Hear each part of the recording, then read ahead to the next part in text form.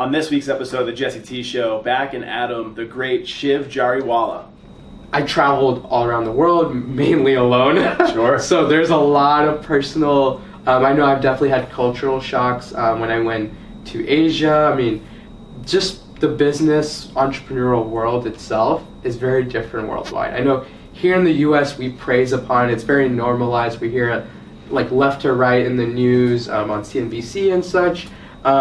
But in other countries, entrepreneurship is a little bit more difficult because people look at risk in a different way than we do. They don't celebrate failure. Exactly. Like we kind of do here. Like especially, I know we could talk about this, but you were in San Fran not too long ago. Yeah.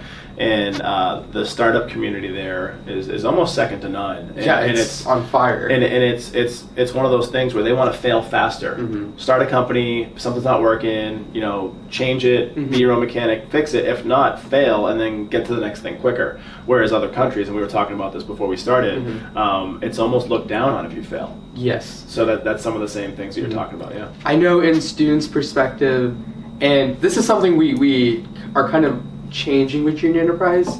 A lot of countries are in that transition period, or at least based on what I've seen, they are taking the initiative to look at entrepreneurship in a different way, encouraging students to take the risk, kind of supporting it. But in general, like we've definitely seen, for example, in Europe and other countries, when you go to an interview, you really don't talk about, hey, I had a startup and it didn't work out. Yep. While here in the US, when you talk about that, the recruiter wants to hear that stuff. They want to hear cap. Yeah. Exactly. We look at it as you fail and you grow from it. Yep. While elsewhere, people look at it with a little bit more caution. Just a failure, pretty much. Exactly. Yeah.